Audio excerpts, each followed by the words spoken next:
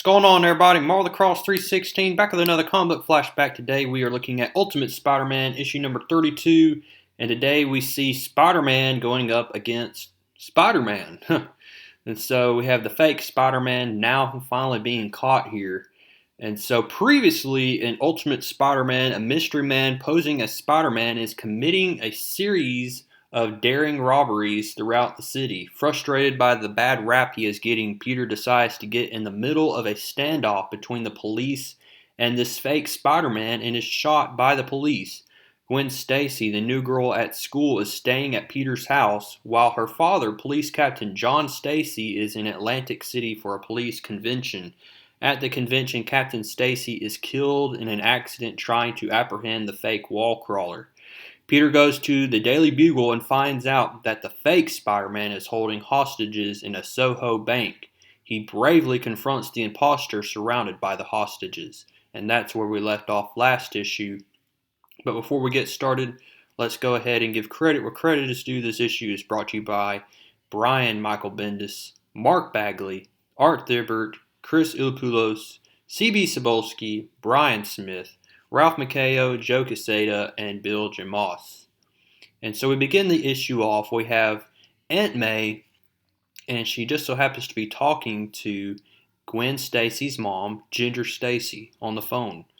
We know that last issue, John Stacy, Gwen's father, died, and now Aunt May is trying to get a hold of her mother here, and we find out here that Gwen Stacy's mom, she just doesn't want anything to do with Gwen at all. We found out 2 issues ago that Gwen's mom basically left the house. She's done with Gwen.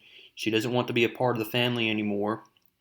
And we see here that Aunt May is just shocked by Gwen's mother in the way of her tone on the phone and everything. And she basically says, I hope that this is the grief talking and not who you really are, because what you are saying is just about the most horrible. And then we see Gwen's mother hangs up the phone here. Gwen is in the room here. She caught the entire scenario here, caught the entire scene here, and Gwen says, "Told you she's a piece of work." And Gwen basically walks off here. Aunt May feels so bad for Gwen, and now basically Gwen has no father because her father died, and then Gwen's mother left. It's just terrible. So now back at the Soho bank, Spider-Man is confronting the fake Spider-Man, and the fake Spider-Man is holding this woman hostage here.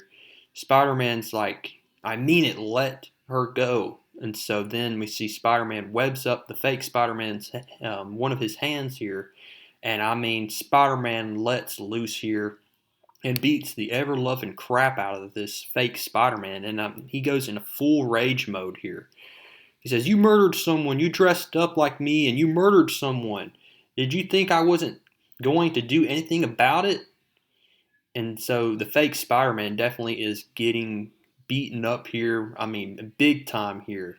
Just making short work of this fake Spider-Man here. We see the fake Spider-Man tries to use some of his webs. He says, "Get away." The real Spider-Man is not going to have any of it. We see here that the fake Spider-Man says, okay, I know you're mad. I can understand that. Take the money. Go ahead, take it." Spider-Man's not interested in money. He then webs up the guy once again. He's about to choke the life out of this guy. He takes off the mask. Ordinary looking guy. So this is not the Chameleon. I believe not. This is just an ordinary guy. Somehow he got a hold of Spider-Man's costume and gadgets here. We still don't know exactly the entire story as to how this guy was able to get some of the powers as Spider-Man. But nothing less, the real Spider-Man beats the crap out of this guy. And he's about to choke him to death. People are looking out, like watching the real Spider-Man do this. Spider-Man comes to his senses and basically realizes, hey, I need to get a control of myself. People are watching me. And so we see that the officers are all surrounding the bank here. And the officer says, "Captain DeWolf, what's the call?" All of a sudden, all these bystanders just, flood out of the bank. People are saying, "Oh my goodness, oh my goodness, oh my goodness, we were so lucky." Captain DeWolf was saying, "What happened?" The police and the SWAT run in and they find that the fake Spider-Man's been webbed up, and there's a note from the real Spider-Man basically saying that he has beaten up the fake Spider-Man, and now he's in your hands. So now the real Spider-Man is up on top of the roof. He takes off his mask, and Peter is disappointed in himself as he lost control of his anger here. I mean, he absolutely went crazy. He didn't think he had that much anger stored up in him. So while on the way home, he sees Aunt May and he says, "I need to talk with you. It's about Gwen." So Gwen is sleeping on her bed when Aunt May wakes her up, and she basically asks Gwen, she says, "Do you have any relatives around?" And she says, "Well, I have an aunt that's up in Minnesota. I don't even know where Minnesota is. I can't even point it on a map." And then we see here that Aunt May says, "Well, I have an offer. Peter and we talked about it. Maybe your mom will come around. I don't know. I don't know her. But we're willing to let you stay with us, to live with us. Would you accept that offer?" And Gwen just hugs Aunt May here. And she's just crying her eyes out she lost her father, for goodness sakes. And so Peter feels definitely bad for Gwen and the situation she's in. But now it looks like Gwen is going to be staying at Aunt May's house for good. And so Peter is going to tell all this information to Mary Jane. And the next day at school, they're up in the bleachers hanging out. And MJ is upset. And we've known she's been upset for the past couple of issues, ever since she really was thrown off the Queensboro Bridge by the Green Goblin. And she's going to basically say, "I can't do this anymore." We know that Peter Parker and Mary Jane are in a relationship, but he's like, "What is it? It's because Gwen is moving into my house?" He said, "Come on, stop being jealous." And then this is when Mary Jane basically says, "Look, Peter, I've had nightmares every night that you die, or I die, or you get shot or something. And plus, I keep remembering how I was thrown off that bridge. I just can't do this anymore. And yes, this is about Gwen. I just can't do this now. There's a pretty girl living with you, and I just can't trust her. She likes you, Peter. She's in love with you." That's what Mary Jane says.